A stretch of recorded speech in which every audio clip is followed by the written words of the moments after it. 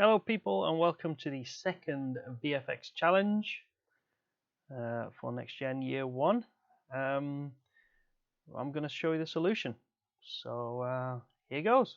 For this challenge you'll need one of the pieces of footage that I've already provided you with. You'll also need, in addition to that, some cutouts. Now these are the ones I've provided for me. I've got some PNG files with transparent backgrounds. You can run them through Photoshop, or you can get them straight off the internet. So I've just picked out 3 characters here: Optimus Prime, Master Chief, and Kylo Ren from Star Wars. We've got After Effects open. You've got your 3 standees, and you've got your footage. First things first, let's get the footage onto the timeline. So we'll drag it down there. Play the footage through, and you'll see it's just a walk that I took with a Steadicam behind the stadium in Sunderland. Hit spacebar to play. So first things first, you'll need to do is a camera track and solution to the footage. This is slightly different to the one I took outside the aquatic centre. Because the ground isn't as detailed. The ground that I had for the aquatic centre had lots of bricks.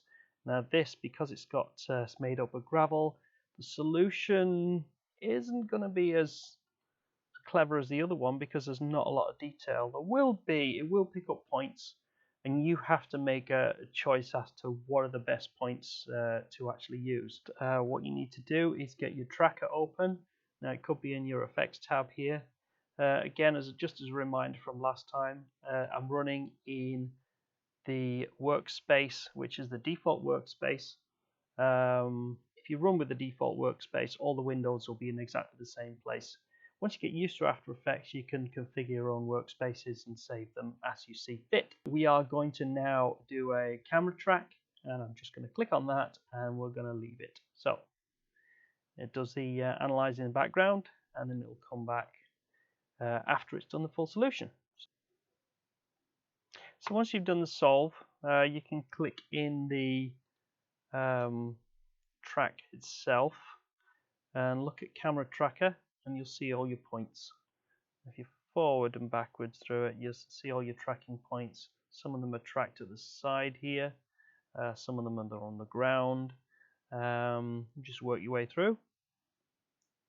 Now you'll notice some of the foreground kind of disappear and appear. It's because there's not a lot of detail in this area here, which can be kind of picked up. You could use like maybe 3 to figure out where a ground plane is, but you can't guarantee that it's calculating the distance properly from the furthest points to the nearest points. Some of these nearest points might disappear. So I'm just going to create a kind of a null attached to a tracking marker which is fixed, and I can see it most of the time. So just for the minute, we're going to I'm going to select one of these points here, say that one here. I'm going to right click and create null and camera. There we go.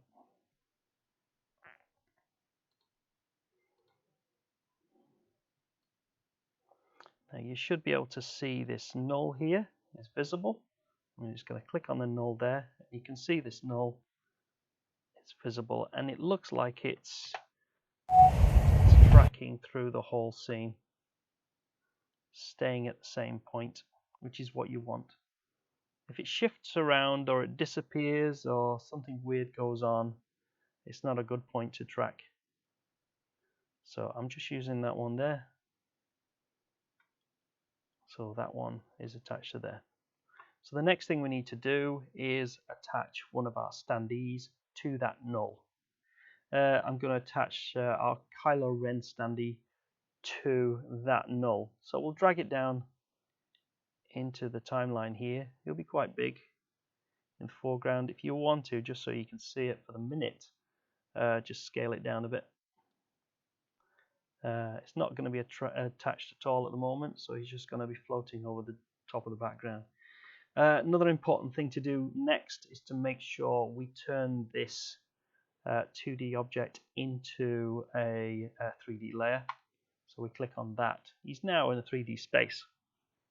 Okay.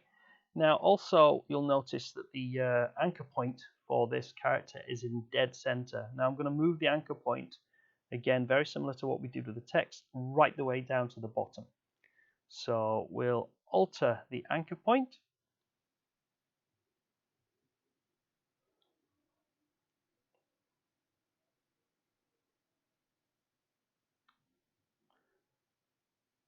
Here we go. You could also anchor if you want to the maybe his feet or his toe. And just for simplicity, I'm just going to attach it there. Now that we've got that, we can now attach it to the null. We'll probably need to scale it down a bit, but here we go. So attach that to the null, and he should move with it. As you can see, he's going to move around. Now, it's a bit weird at the moment because one thing to always remember is that when you place an object in there, the position of the object, as soon as you turn it into 3D layer, is going to be relative to the null point. You can attach it to the layer, to the null, and it's not going to instantly jump. So what we need to do, you have a look at this position in the corner here, and you say, it's 443 or whatever. That's the distance away from the null. If we set these all at 0, you'll then see that the anchor point and the actual null marry up together. So we can do that. If I play it now, you'll see that it runs slowly, but you'll see he's actually attached to this null now. Now, one thing I wanted to take care of with this one is also you've got to think about scaling. Okay, when you get this is way too tall for the environment, so I'm going to scale it down a bit more. Not too small. It looks like an action figure. You go too small. Try and get him so he's probably about human height. Now this is a car park, so you can see the size of cars. Maybe he's a tall person. I don't know his height, but you can get it to that. So you can maybe also tweak the anchor point as well. I'm going to also tweak that anchor point so that maybe his feet are relative to that, and rewind. So off in the distance, that tracking marker is there all the time, and you can see when I play it back, he's going to match up. So we've done a 3D camera track, we've created a null, and we've attached the Kylo Ren standee to it, moving relative to the anchor point of the actual character itself, as well as the maybe his feet, and also the scale. You've got to think about scale if you're putting things in there. So for the shadow, we're going to use the same anchor point. We're going to use the same actual standee, and all we're going to do, we're just going to make it black. Now, it's always best when you're putting shadows in to look at the shadows around the environment. You can see the shadows are running across the frame here. Very long shadows, so he's going to stretch out quite a bit. So we're going to make a copy of this layer, and we're going to go to edit and duplicate, and you'll see a second version of that layer, and it's still tracked, so they're still overlapping, but now what we've got to do is go into the transform. We can rotate him relative to the position. So if you see there, we can rotate in that way, put him straight up, make sure he's back to 0. We can rotate him like that, right, that way, and this way. So we're gonna take him that way, and we're gonna rotate him something like that, and bring it back up.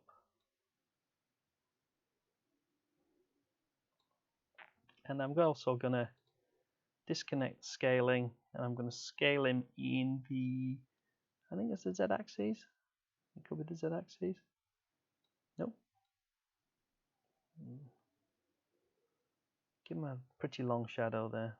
I'm just looking at the relative size of the shadow on this statue here. He's looking a bit too solid relative to that. You can tweak the opacity if you want. Now the thing is, at the moment, that shadow's just really a copy of the Kylo Ren, and you can still see his lightsaber, which is not a good thing. So we're just going to add some additional effects to that layer to make it just as basically a black and white outline. Now I'm going to just tweak this shadow. There's a few ways of doing it. You could create a shadow in Photoshop. You can maybe change the properties of the layer. And I'm just going to expand a little here, and we're going to go into things like material options. You'll notice you can actually turn shadows on and off if you wanted to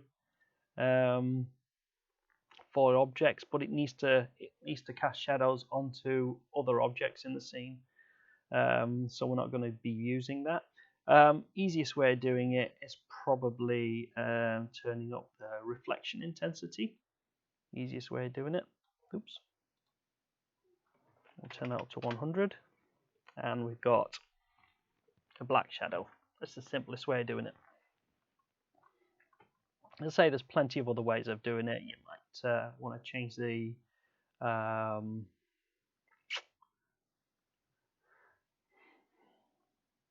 there's plenty of other ways of doing it. You might want to change some of the options in the effects, maybe changing a few other things, importing a different shadow. Now that we can see that, I'm going to have a quick look at that. You can see the shadow overlapping that. Do a bit more of a tweak to it, maybe increase the opacity because I can see the shadow of the other shadow through it.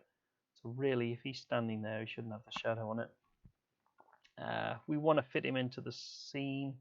We want to try and make sure he looks a bit better. So we've got a standing there, and I'm just going to rewind there, and I'm just going to hit spacebar and get it to render.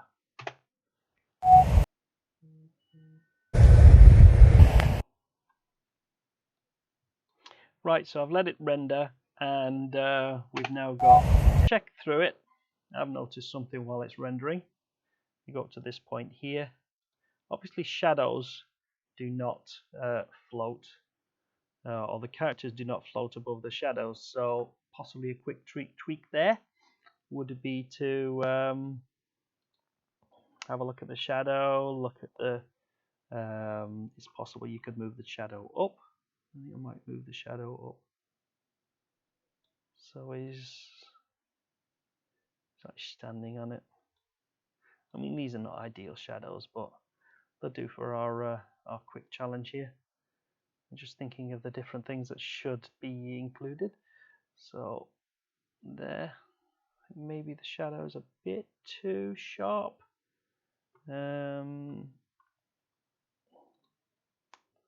So we can add, I'm trying to think which one's the best. I'm just looking at the other ways.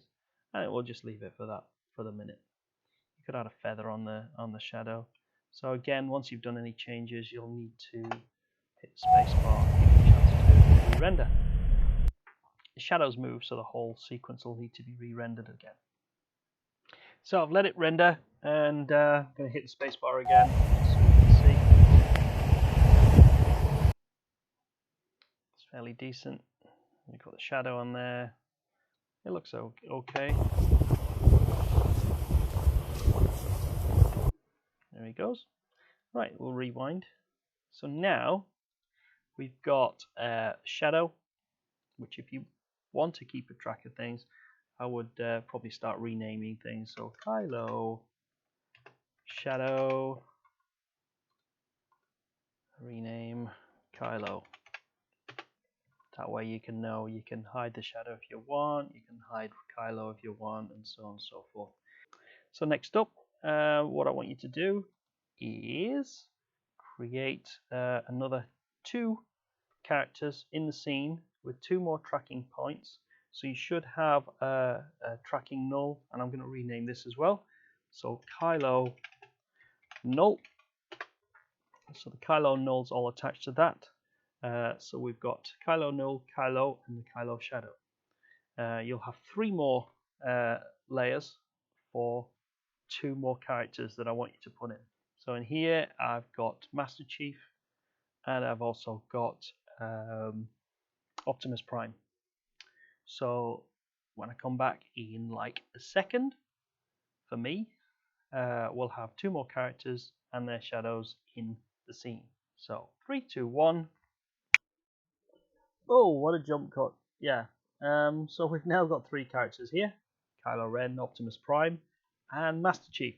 Optimus Prime's shadow's a bit iffy.